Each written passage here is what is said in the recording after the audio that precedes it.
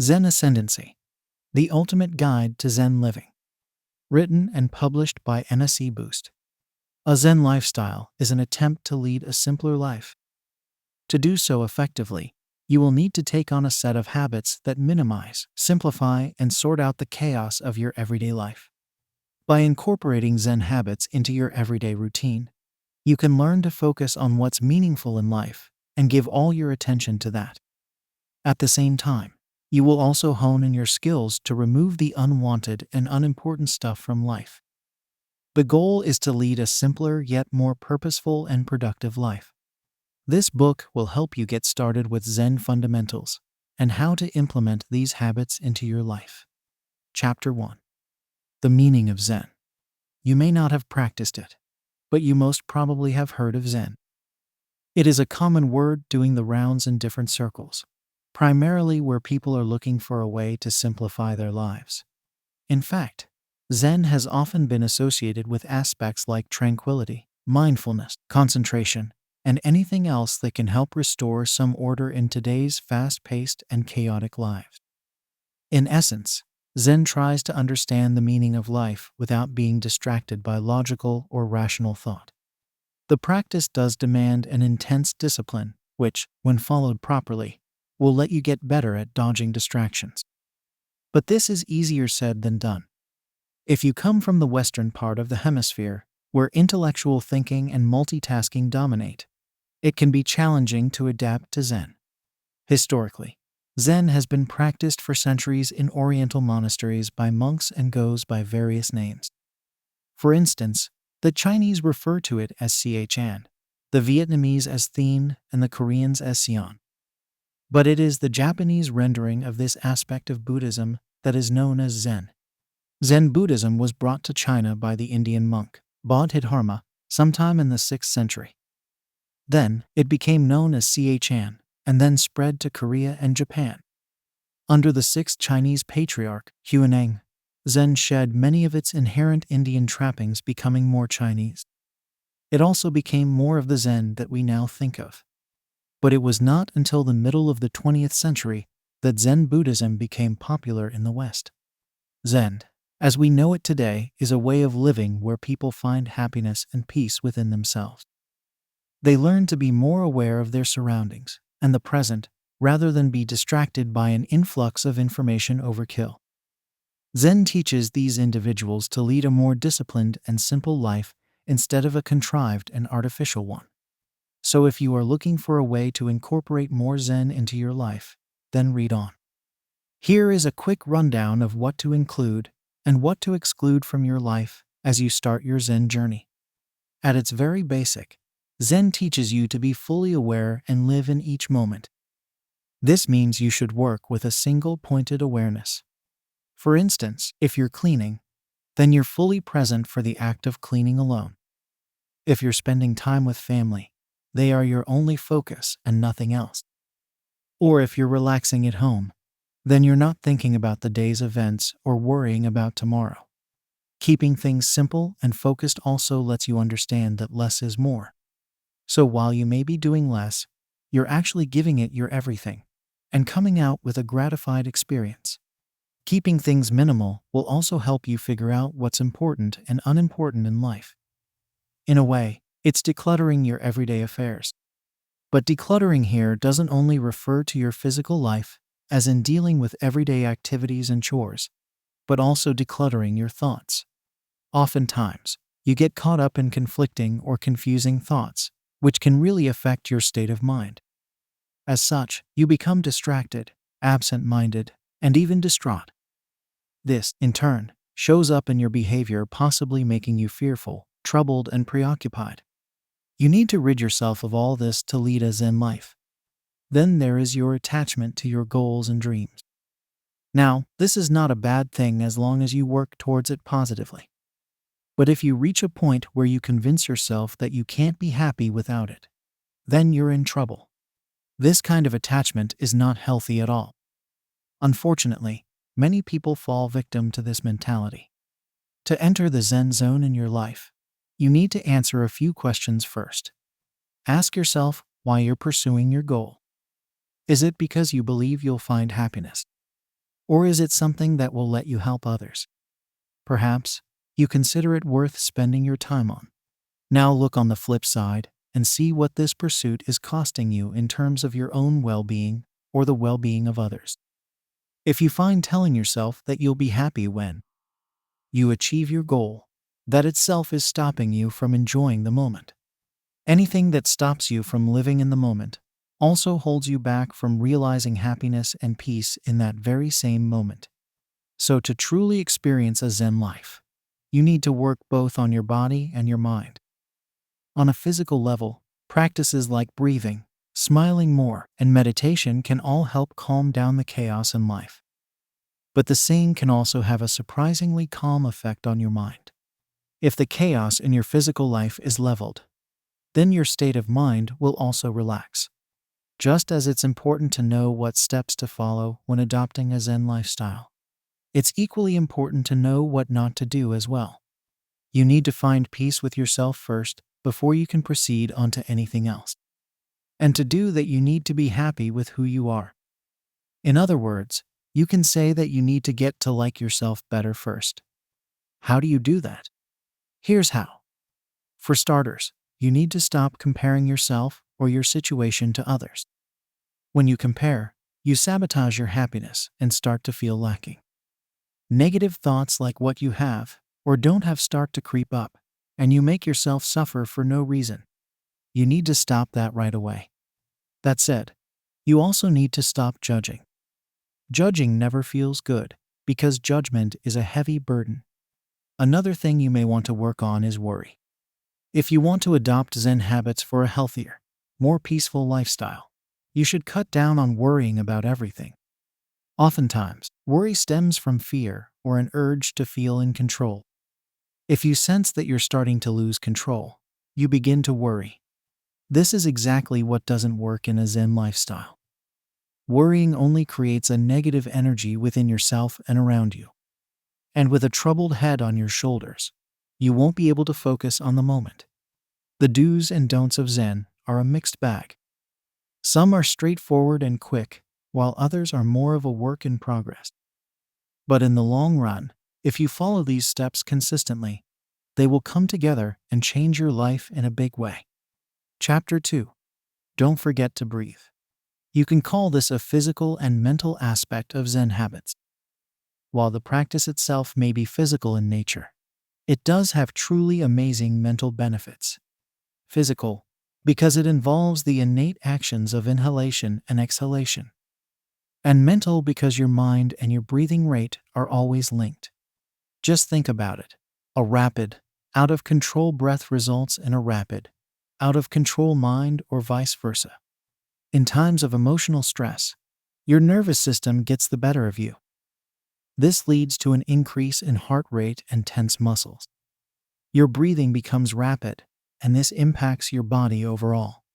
However, not many people are aware of the healing qualities that breathing holds. Your breath can be used to deal with these fluctuations. This, in turn, results in muscle relaxation and less pressure on the nervous system. On the other hand, when your breathing is calm and controlled, so is your mind. Here is how controlled breathing can help you achieve a Zen life. Have you ever tried taking a really deep breath? Try it, and you will feel more relaxed and less anxious right away. You have no idea how powerful your breath is. Making breathing exercises part of your life can bring about significant improvement, not only in your quality of breath, but also the quality of life. You will feel increased vibrancy and clarity that you may have been missing out on for years. When practicing breathing, opt for calm breathing. Calm breathing basically involves breathing slowly and is very effective. It reduces physical symptoms such as panic attacks and anxiety. This is a therapy that can be practiced anywhere, anytime. With this technique, when you breathe to relax, you actually teach yourself stress management. And the importance of a calm and controlled mind in Zen habits cannot be undermined. Even people who don't have a Zen lifestyle have been learning to control their breath for a long time. That's because it has long been a method of calming the mind in yoga and meditation. And now it's even being used to quell anxiety and curb panic attacks in medical and psychiatric practices. In essence, controlled breathing helps clear the mind and body of negativity. The same also activates the mind and soul. Ancient yogis have spent ages practicing and refining optimal breathing techniques. To them, breathing is the easiest and most natural way to release stress. Breathing for relaxation holds massive benefits. There are many on a physical level, such as detoxification. In fact, when you breathe, your body potentially releases about 70% of toxins. Correct exhalation releases optimal carbon dioxide, which also rids the body of toxins. As this constant state of detox takes place, your mind also clears out and you feel better. In another area, breathing acts as a massage for your organs.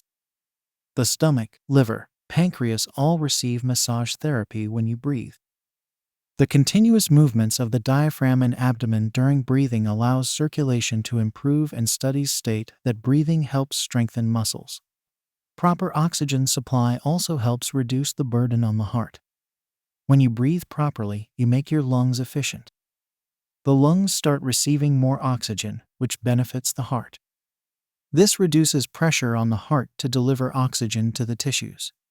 On its benefits for the mind, proper breathing helps reduce tension, relaxes the mind, and can even elevate your mood.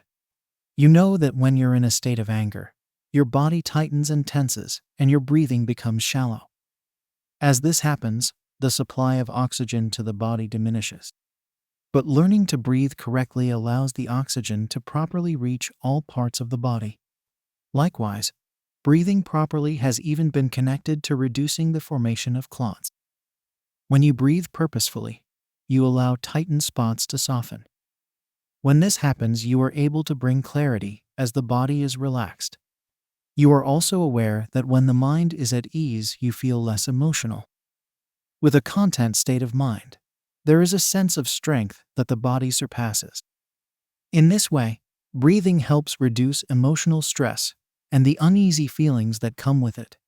So many of these effects of mindful breathing will make your Zen lifestyle even more effective. You know by now that when your mind is in tranquil state, your body will respond likewise.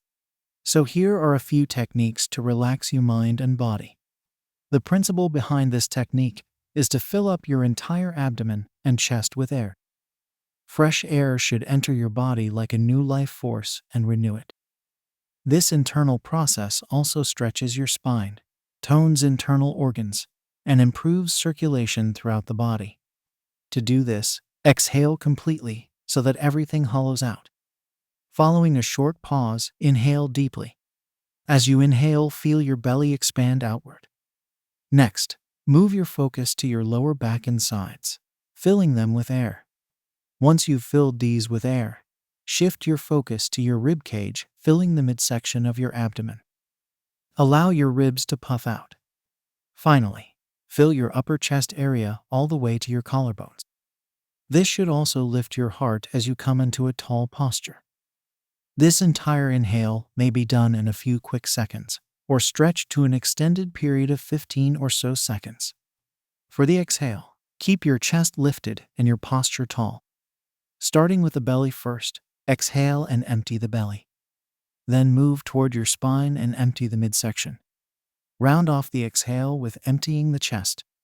Ideally, your exhale should be longer than your inhale, or at least of equal length.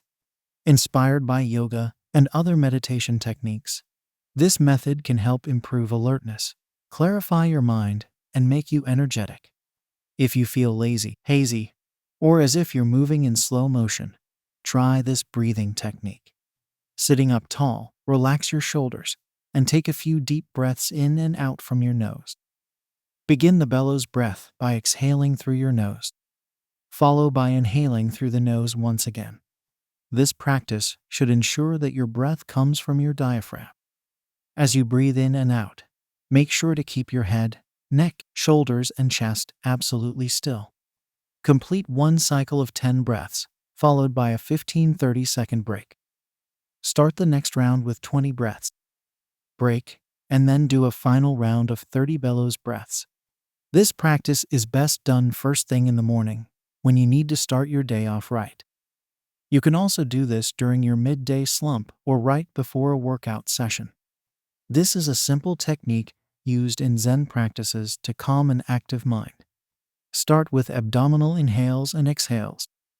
At the end of the first exhale, make a mental note saying 1.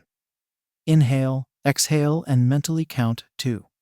Continue breathing until you reach 10. Next, start counting backwards until you reach 1. The point here is to keep track of the numbers so that your attention stays put and doesn't detract. This exercise is a strength-building one for the mind. It removes distracting thoughts and builds concentration power. So if you've never given much thought to your breathing, now's the time to get started. Chapter 3. Switch your perspective. Oftentimes, people feel that their focus is not under their control. You may have had the same suspicions about yourself. But the truth is that what you focus on is what you experience. If you spend too much time focusing on things you don't need, your mind gets caught in a web. You try to multitask, switch from one thing to the next, or simply end up putting things off. And with time, it becomes hard to break out of the habit of switching and being distracted all the time. However, the simple truth is that your happiness depends on the way you think and how you respond to the environment you live in. Perspective has a huge role to play when it comes to your happiness. So how do you train your mind to stay more focused, and how can you switch your perspective? Here are some steps you can take to do so. Too many people are guilty of doing too many things at the same time. When you demand your attention to jump from one thing to another, you will have a busy, fractured, and most likely unproductive day. Switching tasks frequently requires a supreme level of functioning, meaning that you have to use a lot of brain power and energy even before you start a task. No wonder it ends up draining your effectiveness. Zen teaches you to do the exact opposite. With Zen habits in your life, you will choose a task that needs doing and then stick with it. A good starting point may be to ask why this particular task is important for you. If you can give yourself a good enough reason why this task means more than others, then that's where you need to start. As you start your task, shift all your attention to it. Shut out any distractions and clear your mind. Don't think about or start doing something else until you have finished what you started. Train yourself to focus on the task at hand and resist the urge to look elsewhere. This practice will keep you steadily grounded in the present and let you give your best to whatever task you choose to do. This rule is applicable to even the most simplest of things. For instance, when you eat, just eat. When you pour water, just do that. When you go walking, just walk. In instances where you may have to move on to something else, at least put away the unfinished task to return to later. Taking it slow in this way doesn't mean you're being lazy. What it does mean is that you're doing it right. You may be doing less, but you're doing it well. Sometimes, you'll have to deal with everyday distractions, like the digital world, for instance. In fact, there is now a lot of research pointing to the fact that digital distractions are making people not only dumb but also twitchy. Not only does this concern stop you from concentrating, it also stops you from resting, both of which are equally damaging. Changing perspective requires your focus. You can't adopt a positive life if you are constantly distracted and losing focus on important matters. Focusing on the process and how things should be dealt with will make you wiser. It's worth to mention that it's incredibly important that instead of focusing on the outcome, learn to focus on the process. This will help you in quite a few different ways. For instance, focusing on the process will eliminate external factors. What this means is that decisions based on outcomes often end up using wrong techniques. But when you focus on how to get things done, you are better able to polish your skills. As you work your way through something, you realize the pitfalls and also discover ways to remediate the problems. Plus, focusing on the process also lets you enjoy the moment. You become more engaged in the present and at what you're doing. And you will do it better too. Another perk of focusing on the process, rather than the outcome, is that you get more control over what you're doing. In other words, you don't have control over the outcome, but you do have control over the process. When you give something your best, the outcome is likely to be good as well.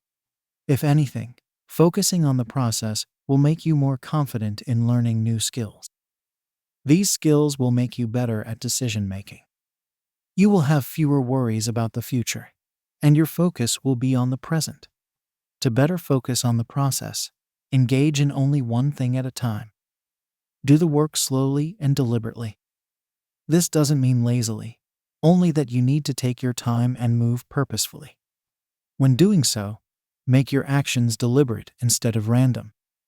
There is also a need to put space between things. What this means is that try not to schedule things too close together, but leave some gaps in between. This will give you a more relaxed structure to work with. It will also provide some wiggle room if one task takes longer than expected.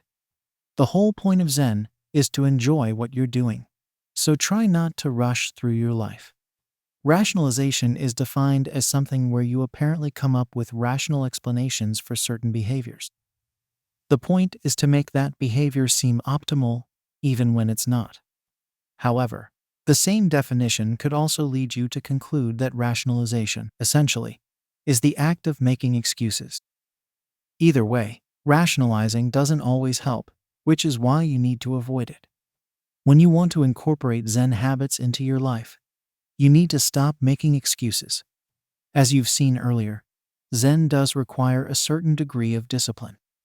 So while missing one day of meditation won't derail your progress much, making it a habit certainly can.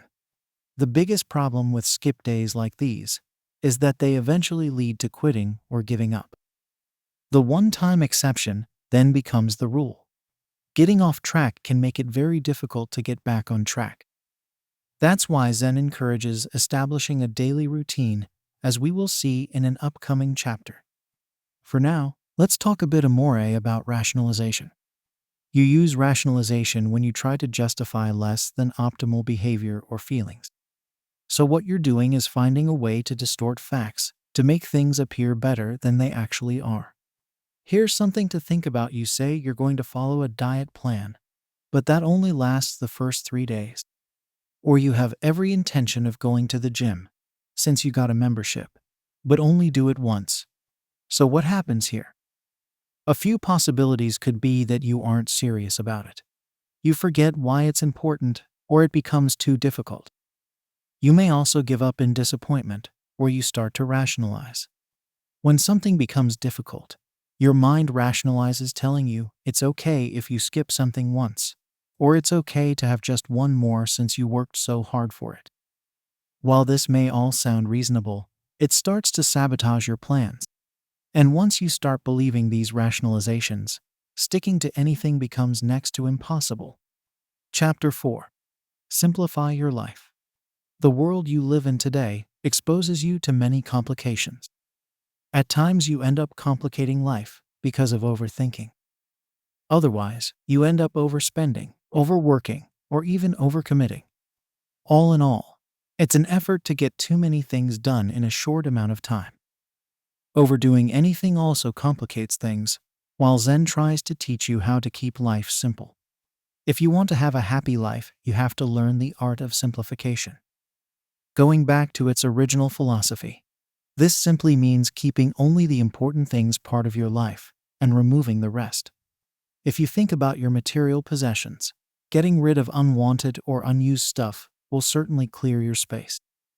This will give you peace of mind and make you happy to have a clean and open house to live in.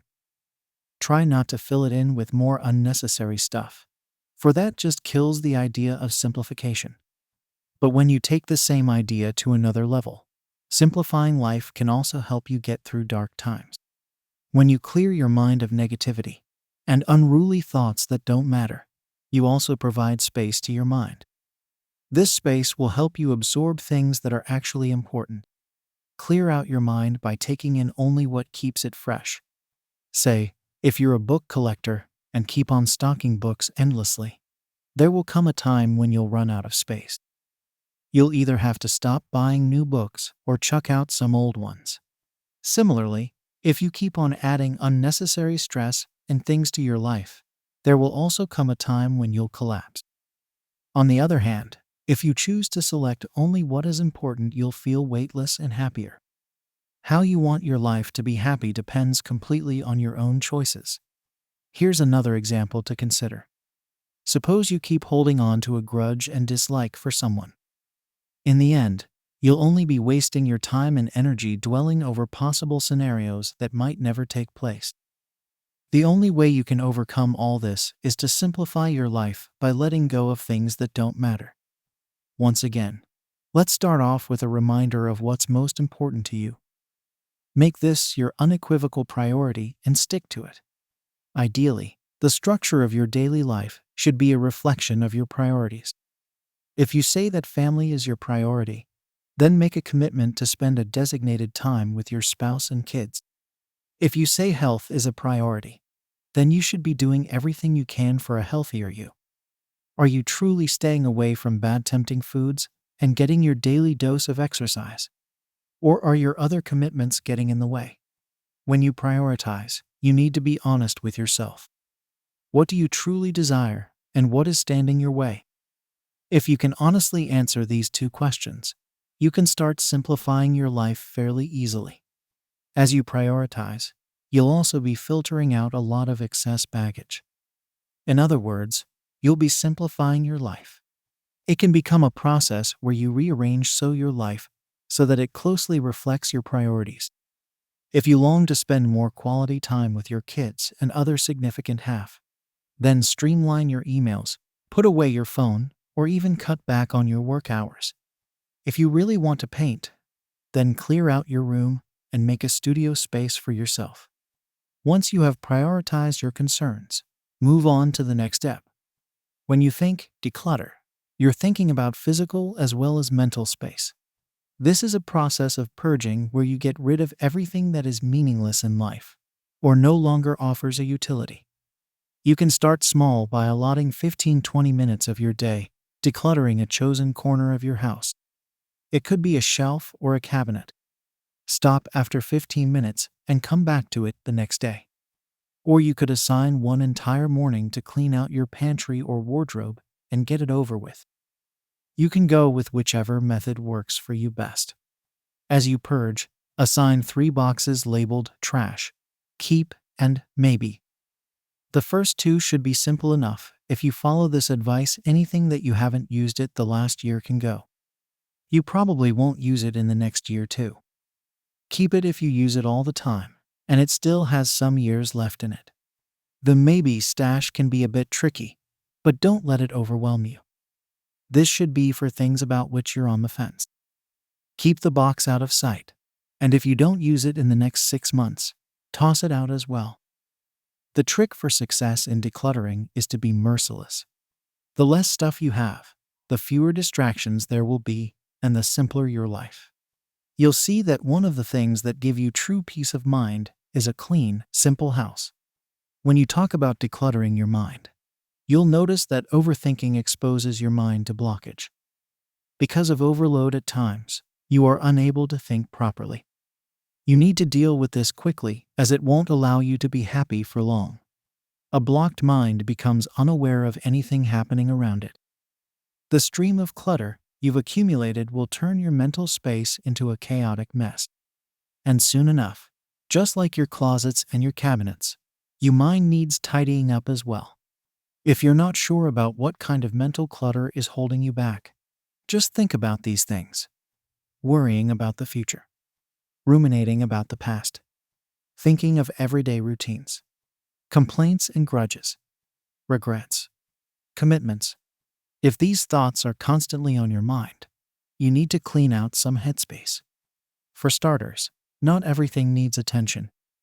What's happened in the past is done and can't be undone. What the future holds is not entirely in your hands, so cross that bridge when you come to it. Any negative thoughts that you may be harboring need to go as well, for these will always hold you back. You need to do more than just exist. You need to live. Most people think that existing is enough simply because they have too much going on with not enough time to get it done in.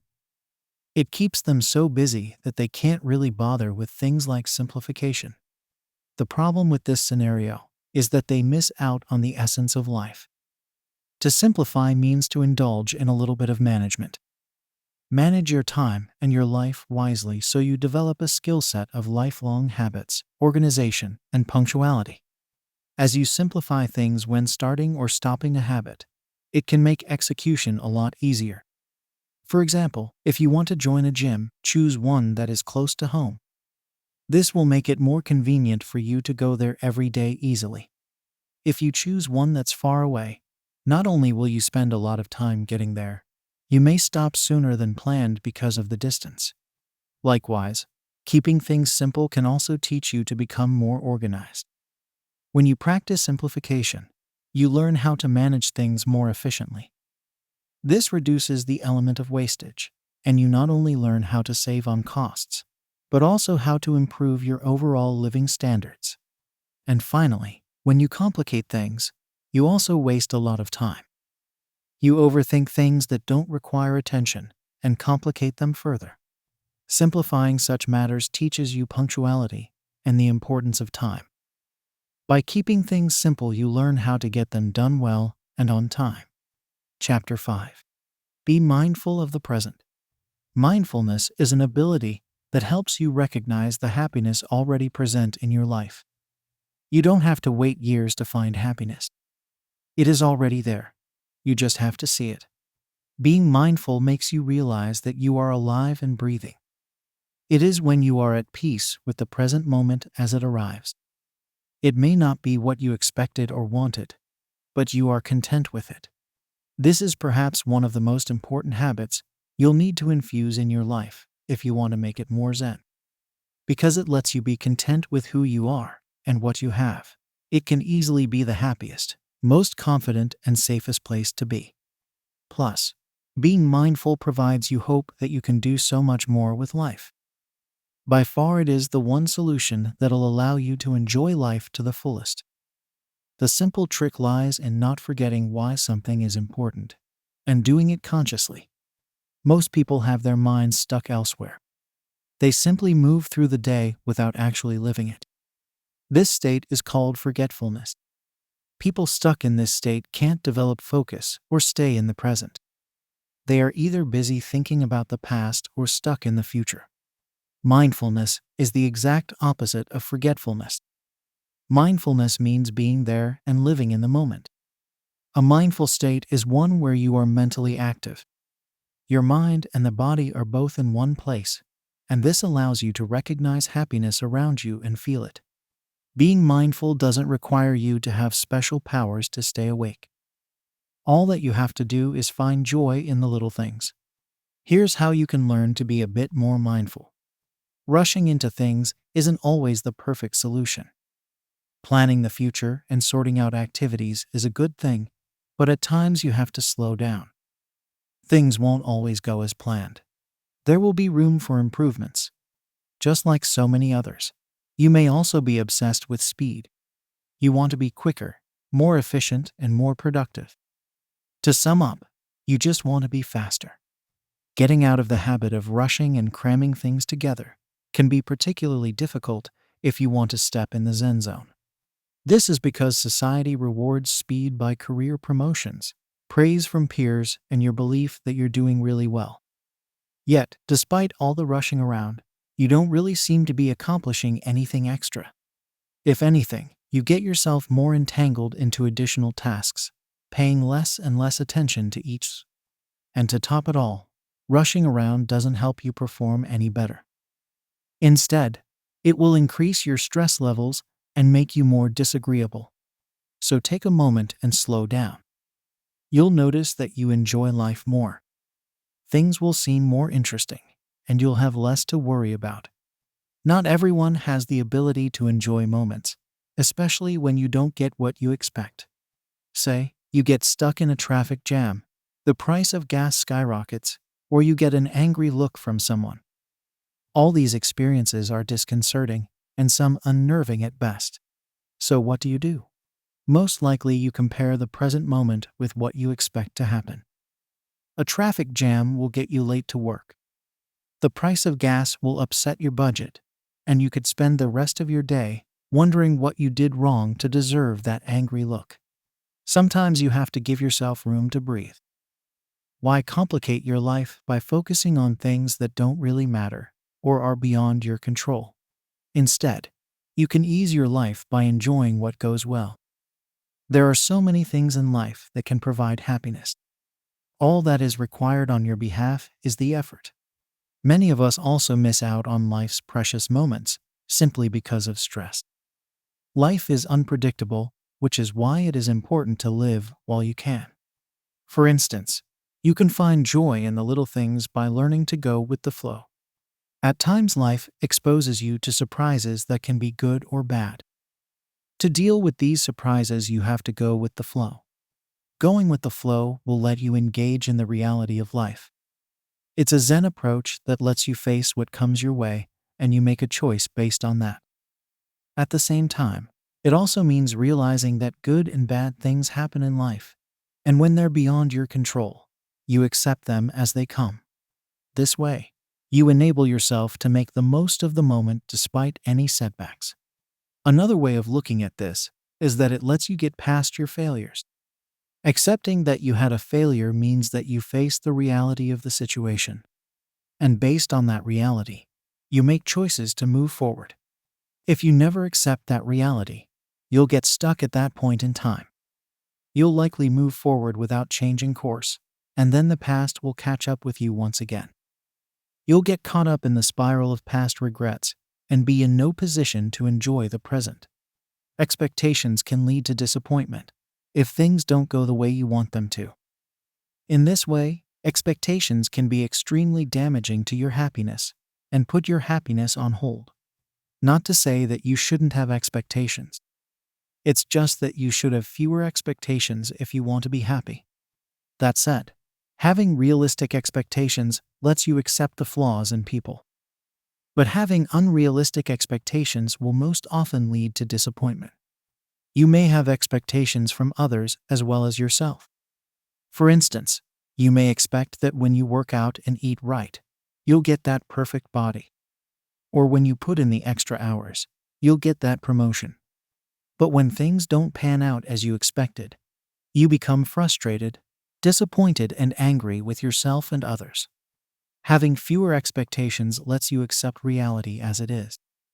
It also teaches you that your life can still be good without so many expectations. It is a humbling lesson that your life can be perfect, as is without expecting it to be better. Having fewer expectations will stop you from swaying up and down based on whether good or bad things happen to you. Instead, you will no longer expect good or bad things to happen, but just take them as they come. This means more contention for you and less disappointment. When you stop judging things as good or bad, you'll feel lighter and have more freedom. Chapter 6. Meditate a little every day. Meditation is an integral component of Zen habits. It is a long-established practice that helps you calm your mind, relax your body, and focuses on relaxation and stress relief. At its deepest level, meditation serves a spiritual purpose. Zen meditation centers around a type of sitting meditation called zazen. The practice is all about sitting upright and following breath. Other types of meditation work around ideas of mental concentration on something. Still others consider that meditation involves imagining a thing that gives you peace or satisfaction. In either scenario, the goal is to slow things down, especially the mind, and stop its incessant activity. While Zen monks have known it for years, now science also backs up meditation as one of the most effective ways of dealing with stress. Although there are other stress reduction techniques present, this one by far is the most useful. You can meditate for a number of different reasons. You can do so to develop concentration, clarity, or even emotional positivity. Depending on the type of meditation practice you follow, you can even learn the habits and patterns of your mind.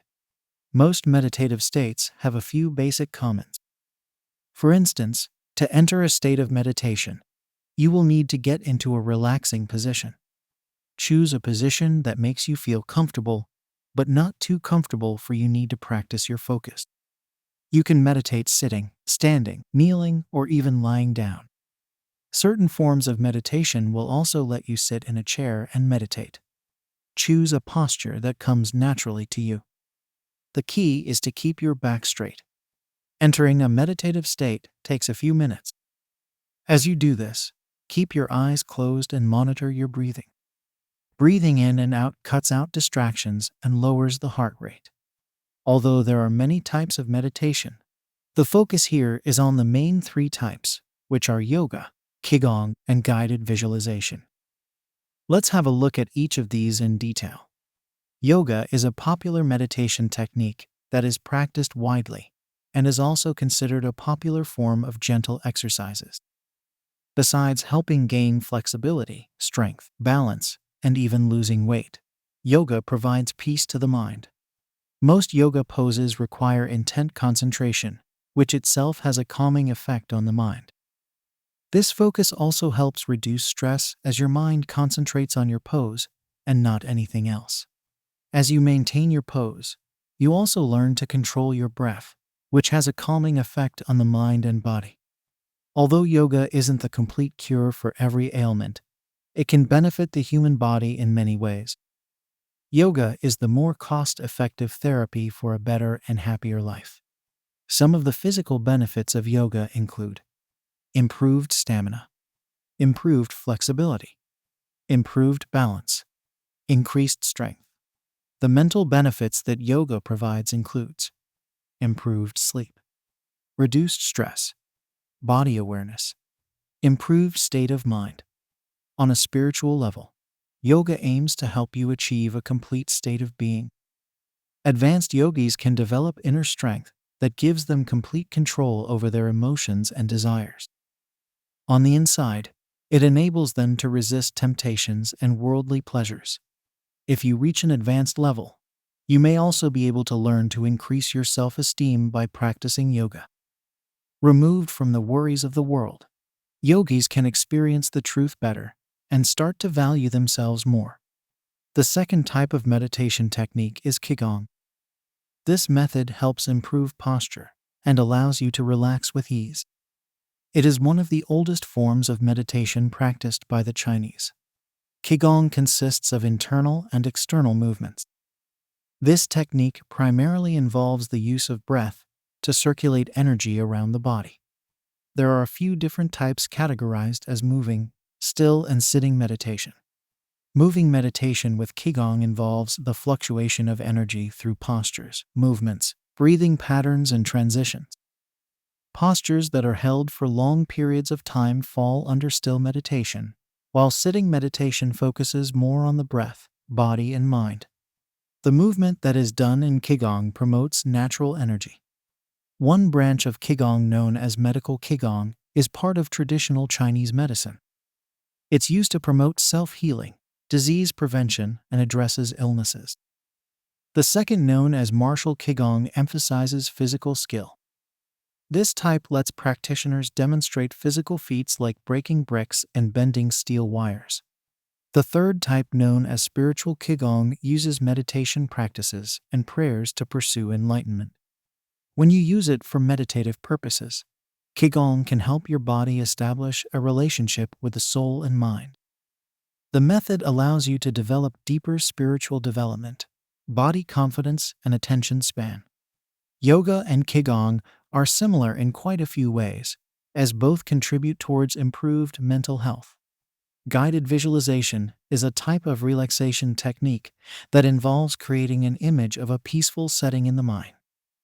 This method is usually practiced in isolation, as it requires a fair bit of focus and concentration. You are encouraged to create a detailed mental image of a serene and attractive setting. The peaceful visual image is used to associate with the sensation of relaxation to calm the mind and body. Guided visualization is also practiced with physical techniques, such as a massage or progressive muscle relaxation. The aim is to make sure that the mind enters a state of peace. The imagery is used as a distraction tool to ward the mind away from things that may be stressing you. You may receive verbal or nonverbal instructions to let your mind relax. Practicing this method requires both concentration and imagination. It cannot be practiced in noisy environments as interruptions easily put you off track, and getting back into your tranquil state will be a lot more difficult. This method plays a huge role in improving concentration abilities, as focus is what is required. It also impacts cognitive abilities and improves memory power. Guided visualization will require you to think better without a clogged mind. The technique will improve your creativity and promote peaceful thinking. When unwanted thoughts disturb your thinking process, guided visualization can help you get rid of them. People seek this method because it allows them to relax. Finding peace can be a difficult thing, but creating it on your own is easy. With guided visualization, you can promote inner peace by building a peaceful environment. Meditation is the ultimate Zen habit to incorporate in your day. It might seem complicated, but once practiced can turn your life around. Chapter 7. Establish a daily routine. Having a daily routine is discipline. And discipline is what Zen habits are all about. When you have a set routine to follow, you can get more things done and in less of a time span. Routine adds structure to your day and gives it a more ordered and calm feeling. As you move through your day, you know exactly what to do, and this simplifies your workday and personal life. With a time slot allotted to different tasks, you can better manage your day without crowding it too much. But perhaps the biggest benefit of having structure is that it puts you in charge. You decide what's important and needs attention first. To make things easier, you can divide up your routines into daily and weekly tasks. If you're able to stick with these for at least 1 month, they'll become lifelong habits. It's not only planning your daily and weekly chores that need attention, but also how you take care of yourself during this time. You also need to establish healthy habits as part of your routine so you can take care of your body and mind in order to keep up with your planned schedules. How do you do that? You pay attention to these aspects of your daily life. You know that you have to eat healthy, but do you also know how to do it? This is the point where many people get lost, as they're not sure how to implement this knowledge into action. But there is a simple way of doing this. You may question what the connection between a set routine and eating is. Your eating habits define your lifestyle. If you eat clean and healthy, you will have a better life and improved health. When you eat healthy, you can function better and become more energetic. Your starting point for eating well should be meal preparation. You can't go anywhere without this step. This will give you a fairly good idea of what you'll eat and what you'll have to stay away from. This step also involves shopping beforehand so that you have everything with you when you start cooking. Moving on, you should build your meals around really healthy foods. Of course, you can have some wiggle room for slight indulgences, but the core of your eating plan should be based on super healthy stuff. Make it a point to include foods that you really enjoy. This is very important if you want to eat well for the rest of your life. The reason why so many diets fail is because they center on foods not everyone likes. If you can't not eat what you like, you won't stick with it for long. While anyone can follow a restrictive diet for a few weeks at most, if you start to feel deprivation and suffering, you'll give it up quickly. So the key to eating well all the time is to choose healthy and enjoyable foods. You can also add in variety and mix up the plan every now and then. But the key is to stay with foods you love. Another aspect is food preparation. Keep your recipes simple, for you don't want to be slaving over the stove endlessly. Choose meals that are quick to prepare and use fewer ingredients. This way you'll save up on time as well as money. Mind your portion size as you eat. If you're eating healthy, nutritious foods, then you won't have to go in for seconds and thirds. What you eat in one serving should be enough to last you till your next meal. When establishing a daily routine, it is important that you make exercise a part of your routine. Exercise not only keeps you fit, but also keeps you happy and has a mind-calming effect. It can even act as therapy for some. In general, people who exercise tend to be more active and happier than those who don't. But it may not be the easiest habit to stick to. Oftentimes, people start out exercising with a lot of energy and enthusiasm. They tell themselves they'll run for 30 minutes every day or that they'll hit the gym daily. But the problem with this is that such a goal becomes too hard to sustain for long. You may be able to do it for a few days, but then you burn out and the whole thing becomes a drag. You may also tell yourself that you'll work out, eat healthy, quit desserts, and go cold turkey on the soda all at the same time. This approach also creates problems because there are too many goals to deal with all at once. Instead, what works in making exercise a regular part of your day is to start simple. Keep your exercise sessions short and simple in the beginning. Decide on a time that'll work best for you. This way, you're more likely to follow through and not put things off. Start off with a 15-20 minute session and stick with it for at least 2 weeks. As your body gets used to exercising, you can then start prolonging your sessions and adding more intensity. But try not to up the duration and the intensity at the same time. As you exercise, make sure that it's something you enjoy. As in the previous point, if you don't enjoy what you eat, you'll give up healthy eating altogether. The same goes for exercise. If you don't enjoy what you do, you'll stop doing it. Remember that recovery is an important part of exercise. You may not need to have a rest day if you're only working out lightly for 20 minutes or so. But as you progress towards more advanced sessions, make sure to add in rest days to give your body a chance to recover. On your rest days, indulge in some very light exercise, such as going out for a walk. The point is to never actually skip a day, as this makes creating a habit more difficult. Do something that keeps you moving, even though very slightly. This will keep your habit formation going. While a stress-free life is really not possible, you can try and lower your stress levels considerably. It's possible because many of the things you stress about are unnecessary. For most people, stress stems from things like meeting deadlines, dealing with difficult people, job uncertainty, competition, conflicts, not enough time, and an overall sense of being swamped by too much. When things get out of control, you start to stress out. If you want to lower stress levels from your life, then you need to have some sort of a method to do so. For instance, you need to recognize the signs of stress. When you feel the stress coming on, pause and take notice. You may feel this as a physical sensation of rushing and crashing down, or may recognize it as a headache coming on. Whatever the signs, you need to stop and slow down. If you feel that you're not in control any longer, just stop doing whatever is bringing on this feeling. You need to recognize that you can't be in control all the time, so don't let it get the better of you. Know that you can't do everything at once, so pick and choose your tasks wisely. Narrow your scope to bring things in perspective and renegotiate your commitments. Choose only what is doable and focus on one thing at a time. As you fully give yourself to that one thing, feel the tension melt away and relax into the moment. Accepting what's going on will make you better at lowering stress than trying to fight it. If people bring you stress, shy away from them and stay with others who make you feel good.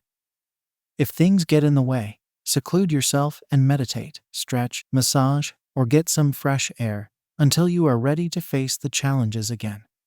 Schedule to take mini breaks every day to distress on a continual basis. This is the only way to charge yourself again for the next onslaught of the daily grind. Chapter 8. Respect and appreciate life. People who are able to find happiness in small things are those who live a happy life.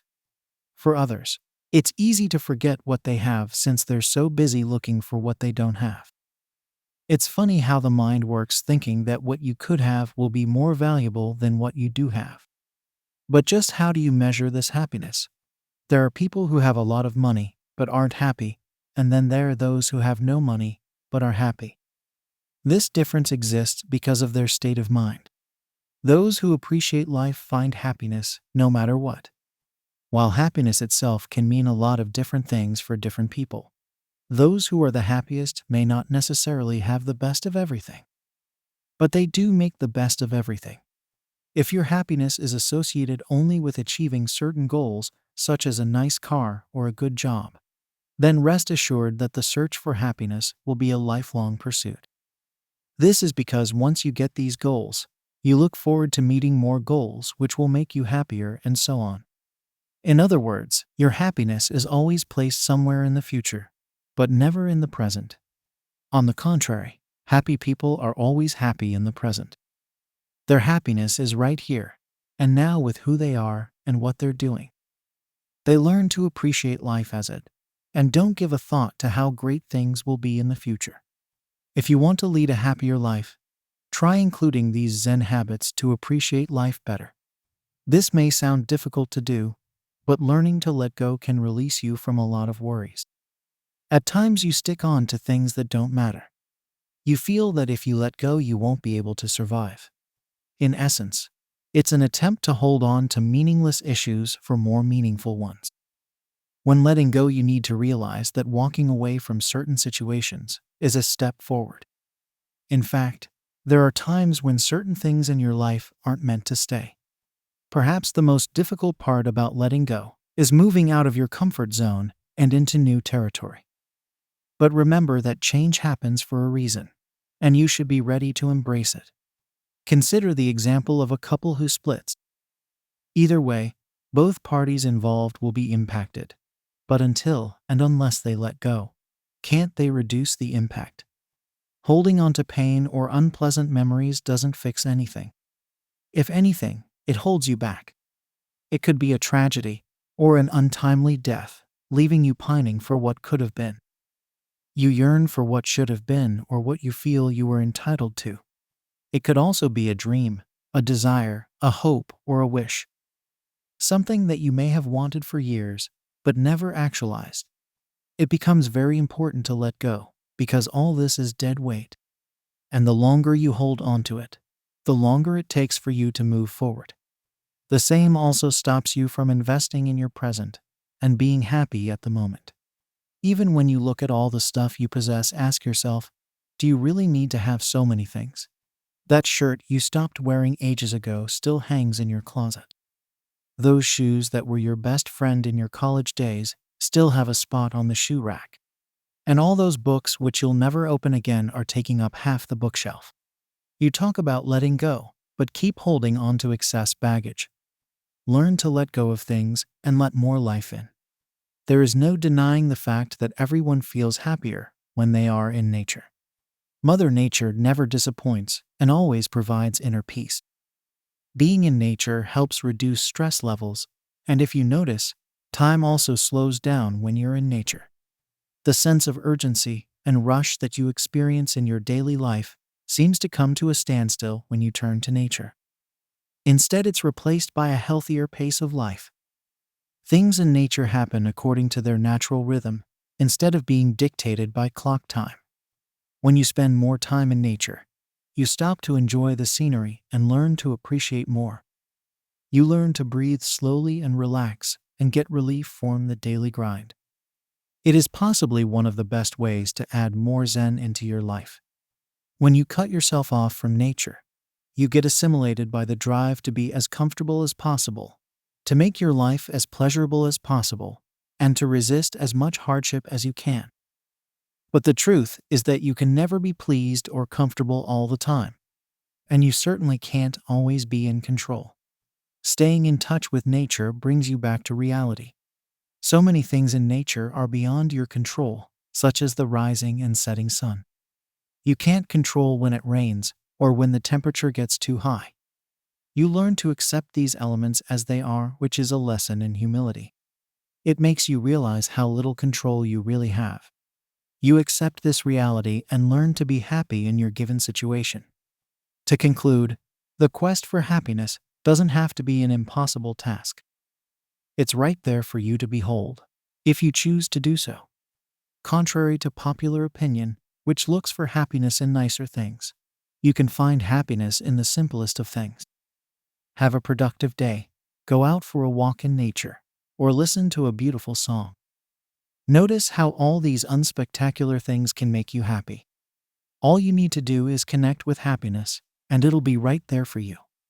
Happiness isn't something that you can get from external things, but comes from within you. It is also not something that happens to you, but something that you make happen. And remember that you'll never find happiness if you keep looking in the wrong places. To look for happiness outside yourself stops you from being yourself. So instead of searching for happiness, just be yourself, and you'll find that happiness will come to you. Some people experience a sense of happiness through giving. This is because giving connects you with others. So if that's where you feel happy, then give away generously. You may also have reminisced over the past thinking about those happier days.